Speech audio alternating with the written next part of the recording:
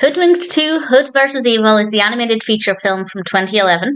This is directed by Mike Dicer, written by Cory Edwards, Todd Edwards, Tony Leach and Mike Dicer. And we have a voice cast including Hayden Panettiere, Glenn Close, Patrick Warburton, Joan Cusack, Bill Hader, Amy Poehler. We have a phenomenal voice cast. Brad Garrett, and it's because of Brad Garrett that I actually decided to watch this.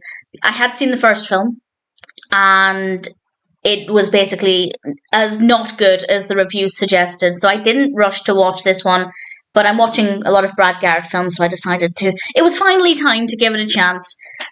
I don't hate it. I wouldn't say it's a good film, but it is watchable. I do like the fairy story aspect of it, but the rest of it's just a little bit boring. Focusing on Red Riding Hood and the sisterhoods, and she has to look into the case of Hansel and Gretel. And yeah, it's fine. Granny's in a difficult situation at one point, and the narrative, I guess, works well. It's not terrible, but I wouldn't say it's that interesting. Sometimes it's a little bit all over the place, but in general, it's not the worst narrative. I don't think the story they decided on is the worst. But that being said, I didn't think it was that interesting either. So the actual narrative might appeal to some people more than it did to me, but I didn't absolutely hate it either.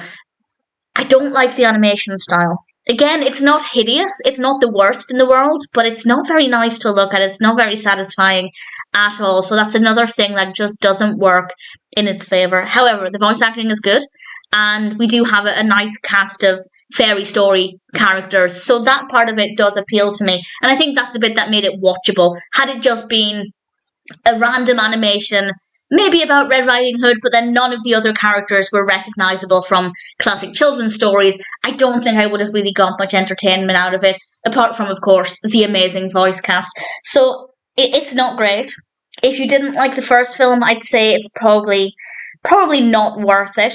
If you like the first film, sure, give it a go. I think that there will be elements that might appeal to you, but it wasn't worth the wait. It definitely wasn't worth the wait. It's not a great film, but it is a watchable film. So if you're curious, maybe check it out. The story works well enough. The characters are fine. The voice acting is obviously fabulous. The animation style is not ugly, but it's not satisfying either.